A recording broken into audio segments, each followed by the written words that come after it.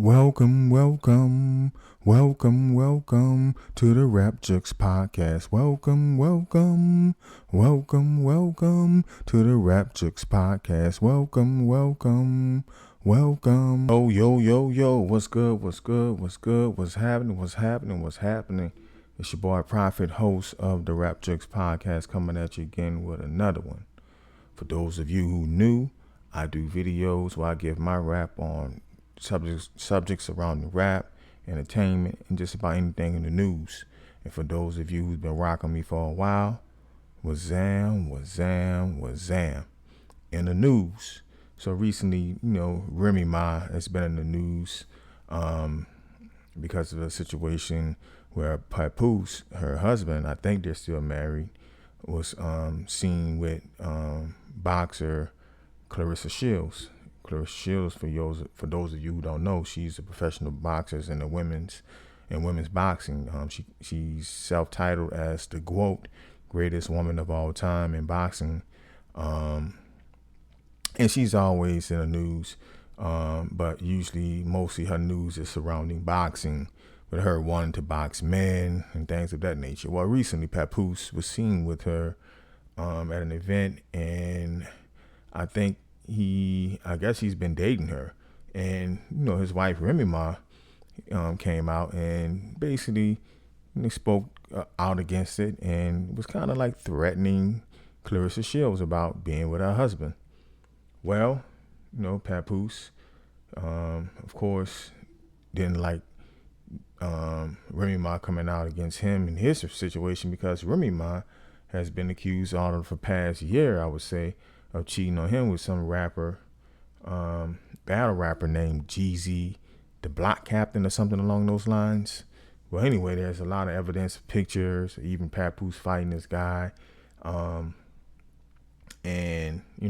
things of that nature. So people are kind of saying Remy Ma is kind of cheeky in this sense for trying to come out against her husband. I keep saying husband with air quotes because I'm not sure. I don't really be following stuff like this too much, but it's in the news, so it's my job to report it. Against her husband when she's been openly cheating in their marriage. So, Clarissa Shields, being the boxer that she is, she got involved, and she actually told Remy Ma, like, hey, if you want to do this thing, you want to fight, come on. I'm calling your hands. Let's handle our business. Let's step in the ring. If you so caught up and so angry that I'm messing with your man, or not even your man, your ex, or I don't know. But anyway, Remy Ma wanted to I guess fight her, and Clarissa Shields being a boxer, a lot of people are saying that Remy Ma may need to chill, but for those of you who don't know, Remy Ma did do some jail time for shooting, I think, one of her friends in the face over owing her some money. So Remy Ma's a real street chick. And actually during that jail stint, Papoose remained loyal to her, stayed down with her, and would visit her in jail often. And Remy even spoke about this. So to see or assume that, or alleged that she cheated on Papoose with him being so loyal, a lot of the fans in the court of public opinion basically chose Papoose side and kind of looked at her with a side eye. My rap on it is, you don't know what to believe nowadays, man. I know the internet has kind of now become the news for a lot of people, and in show business, any kind of attention is good attention, whether that's good or bad. These people could be working together. Papoose music career never really took off to where he became a household name. Remy, we haven't heard anything from her in a while. Clarissa Shields, even though she's kind of active in the fighting world, she hasn't really had that big payday. So, all this could be staged, man. I don't know, but don't believe nothing you see on the internet. Look at it as entertainment at this point. You dig? So that's my take on that. Also, in the news, Travis Hunter Now, for those of you who don't know who Travis Hunter is, he is the recent Heisman Trophy winner. He's a football player from Colorado. Plays under Coach Deion Sanders with Deion Sanders' son Shakur Stevenson. He recently won the Heisman Trophy. He's been in the news recently. Now Travis, that is a two-way player. Something that's kind of unheard of in college nowadays, where he plays on both sides of the ball. He plays receiver and cornerback, and averages about 140 snaps a game, which is unheard of. Well, he won the Heisman and almost every other college award that there is, and he's been in the news recently for some negative stuff, unfortunately. Well, his fiance, I was going to say girlfriend,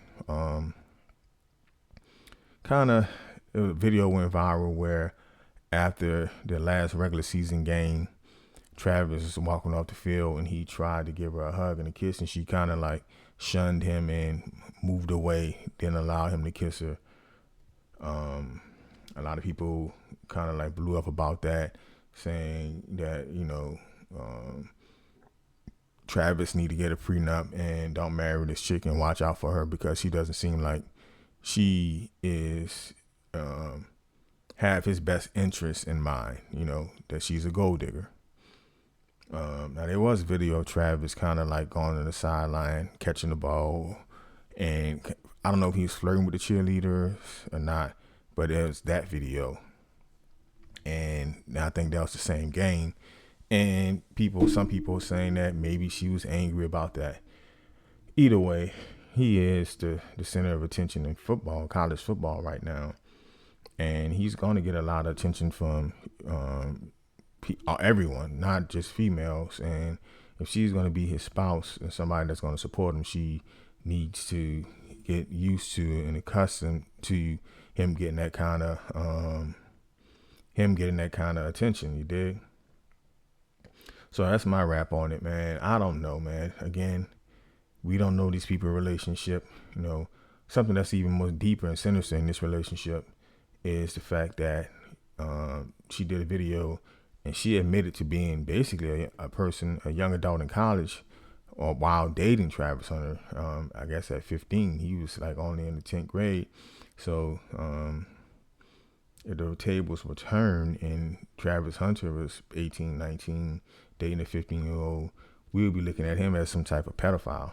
I don't even know if I can say that word. We would be looking at him as, a bad person. So,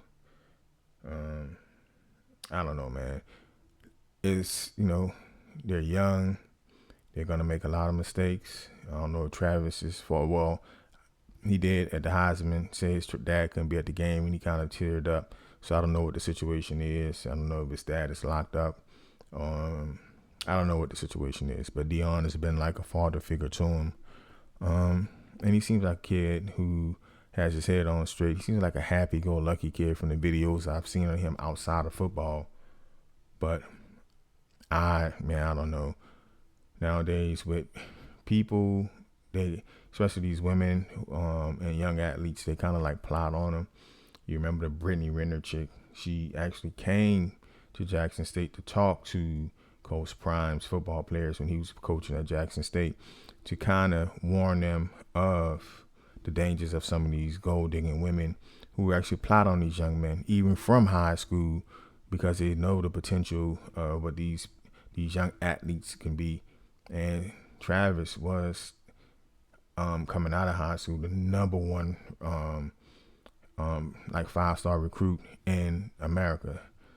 So probably even when in high school, if she was in that town, and I know from where I'm from in New Orleans, so I remember like St. Aug and Cohen, when Cohen had a lot of had some good basketball teams back there.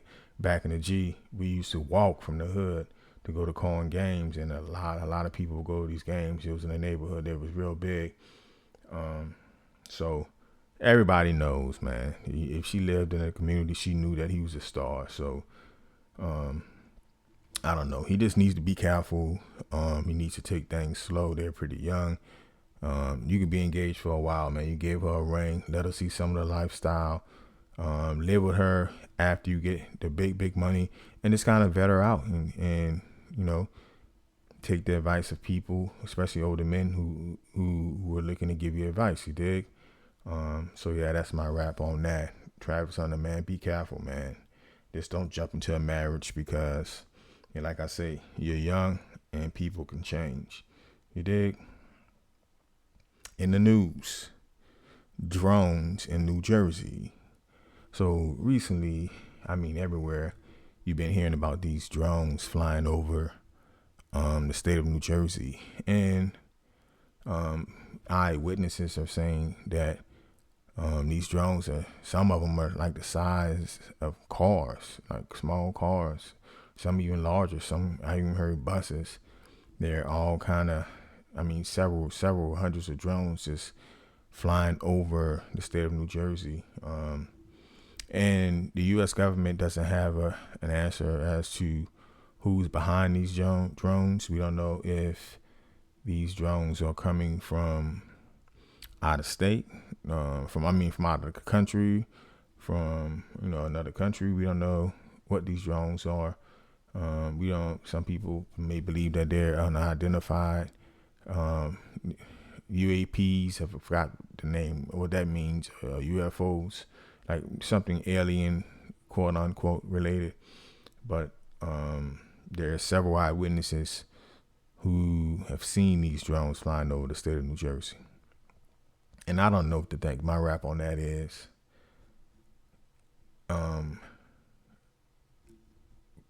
believe hardly nothing you see on the internet. But my wrap on it is, it's the government. It's probably a psych op where the government is preparing us for some type of alien attack, where they will now have to use funds from the U.S. citizens to fight this war in the skies that we would never know nothing about. Because you do know that NASA is, I want to say NASA, but there's like some type of military arm like for outer space. So they're already in place, and I don't know when that was created. I know for at least a few years now. So they get funding already to prepare for what's out there. So like I said, it could be a psych op to prepare the public for an attack that we probably never will see, and it will be fought out of our sight. But all of our money and taxes would be going to fund this war to keep us, quote unquote, safe. They maybe picked the state of New Jersey because they probably did some type of what the word I'm looking for. When you go out and test the field to see who was more susceptible and believe more into these UFOs, they probably did that and found out the state of New Jersey is one of those states where there's a large population who believe and stuff like that. To have it in Area 51 would have been too obvious, so they did, something that was high in ranking, because think about this: if it is some type of alien type thing, why are they just concentrated over the state of New Jersey? Why are they not just flying throughout the United States? Why are we not hearing these drones in other countries? So just pay attention, man. Like I say, believe nothing. Believe nothing. Believe hardly nothing you see on TV, especially the internet. People just make up stuff all the time, and people are easily swayed. Man, you hear all these quote unquote spiritual people who just know what these things are, and the Anunnakis coming and this, that, and the third. I heard somebody saying the other day on a video that a Rothschild that was recently died in a house fire was because of the Anunnaki coming back to claim what's theirs, or something along those lines. Then I saw another news report that said that the person who died in the house fire was not of the Rothschild's bloodline, that he had actually changed his name to that. So again, you never know what to believe. Another example, I Billy Carson. If you guys are not familiar with him, he's a popular guy online. He's into a lot of esoteric information, aliens and stuff like that. He recently lost a debate to this Christian named Wes Huff, and many of people who follow him and support him basically came out online and after him losing, started saying stuff like, "Oh, I always question him, this and that and the third." He probably lost a lot of support because that's how people think. They are groupthink to the 100% on internet, and everybody just jump in and follow who they think is the most popular people. So that's my take on that, man. I don't know if those drones are real or if it's the U.S. government, like I say, doing this psych op to prepare us to pay for a war that we would never see. But just be cognizant of what's going on around you. Go within and believe in the Almighty. In the news the other day, today, I was watching a video online on YouTube, and it was the Drink Champs video, and it was Snoop and Dr. Dre doing Drink Champs, and they're promoting the album, the Snoop Dogg Missionary album that him and Dre did. At this Drink Champ, it was on location. They were in front of a live studio audience, and they had a lot of people there on stage. But something that stood out to me was something that Snoop said. Snoop was talking about him allowing Dr. Dre to produce him, and he kept saying have people write for him. He said this about 3 times at some point in the interview, over and over.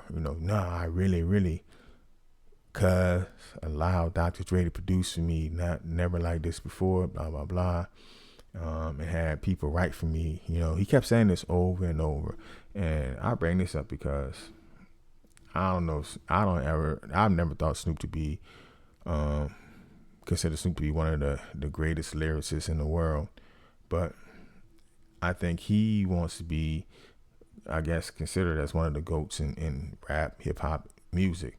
But in the true essence of hip hop, as a true MC, if you have a ghostwriter, that's typically shunned and frowned upon. It's the reason why a lot of hip hop purists don't really consider Drake as a quote unquote GOAT MC, because he has ghostwriters. That's been proven. And for Snoop to come out and say that, hopefully he's talking about hooks and some of the things he had to kind of sing, kind of get a pass for that. You need help in the studio. You always gonna have people come in. I know producers sometimes have hooks already set up, and that they want you to write on and that they wrote.